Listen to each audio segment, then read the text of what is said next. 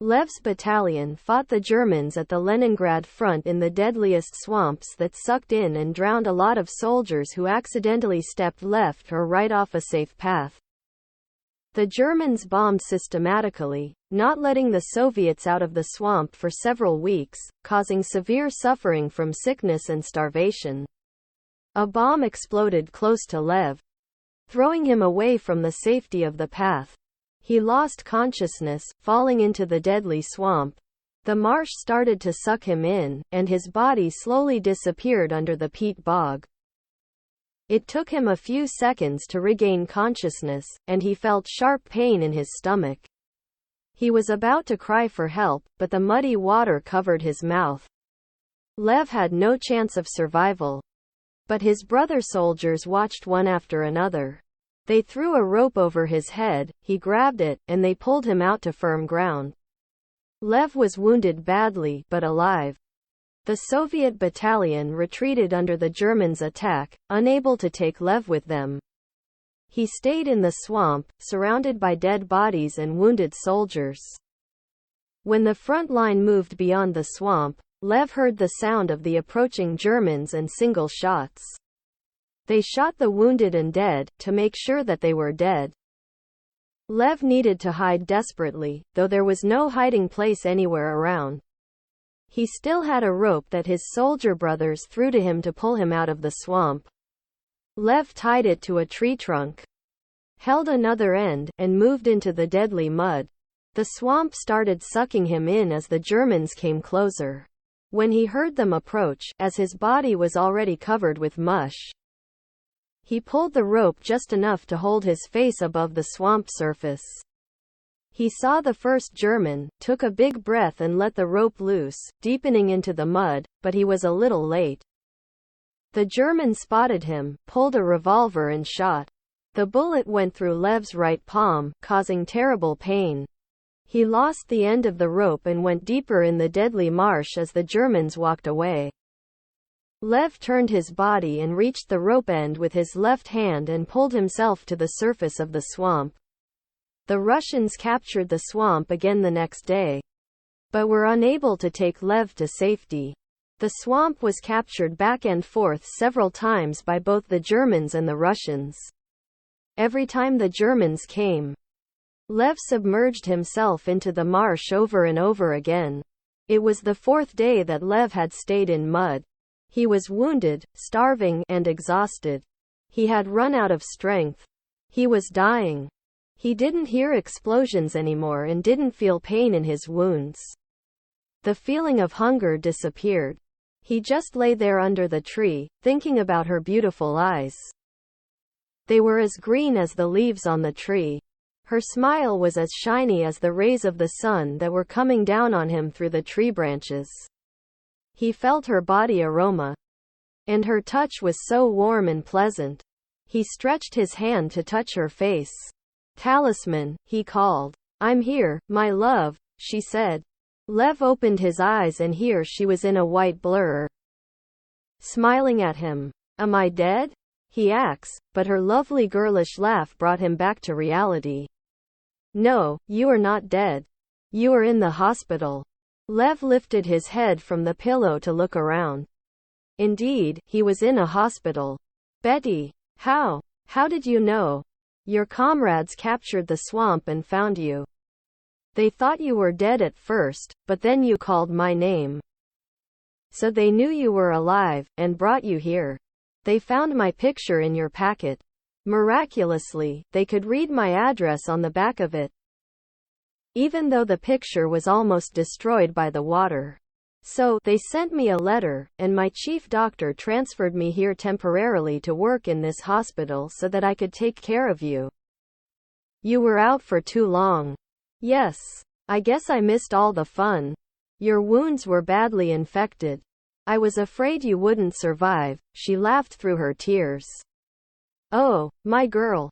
I wouldn't upset you with my death." He touched her face, as if it was in a dream. "You were lucky because they injected you with penicillin. It's a new medication. If not for this, you would die. People with your wounds never survive." They spent all night making love, talking, and sharing their stories. What a wonderful moment it was. I promised you to come to Leningrad, she said, stroking her fingers through his hair. So, here I am. I wish I could give you a tour. I promised to do it some other time. It's a great city. I guess it is. I've never been in Leningrad before. This is my first time. I always thought of it as a beautiful city, with gigantic monuments and stunning palaces, but I don't see any of it now. There are only ruins, buildings with broken windows, and camouflage everywhere. There are not that many people on the streets. Children are not playing, and there are no men. There are only skinny women slowly making their way alone. It's not a pretty picture, is it? Lev asks. No, it's not, but we fight to make it better, don't we? She smiled at him. Yes, we do, and we will. And then, I'll buy you a stunning white dress and a wedding gown, and I'll wear my parade uniform with all my medals. We'll have a flower boy who will carry all your medals on a small red pillow. Also, we'll have a flower girl who will carry the wedding rings on a small white pillow. And I'll marry you, if, of course, you don't find another candidate. Betty giggled. I won't. You are and always will be the only one suitable for this. How many children do you want to have? I don't know, she blushed. I never had time to think about it. So, think now. We have plenty of time till morning to think about it. Betty laughed quietly. He was so much fun and a joy to be with. I want a son, she said. My father always wanted a son. When I was a girl. He was a very successful businessman, and sometimes, when I got lazy and didn't study hard enough, he told me in a very serious manner, daughter, I expect you to study as a man because I don't have a son, and it's your responsibility to take care of the business when I'm old. Barry imitated her father in a low voice. Oh, I miss him so much. Lev embraced her into his arms. As soon as the war is over, I'll give you a son. I promise. Lev recovered quickly and had to say goodbye. He didn't want to leave Betty and could quit the army because of his permanent disability. However, he wanted to get back to his brother soldiers to help them to fight the enemy. Also, getting back to the front meant more to eat. He starved in the hospital, even though Betty shared her bread with him. Lev was unable to use any weapon because his right hand was permanently injured. Therefore, he was assigned to be a truck driver on the road of life. That road was over the southern part of the frozen Lake Ladoga.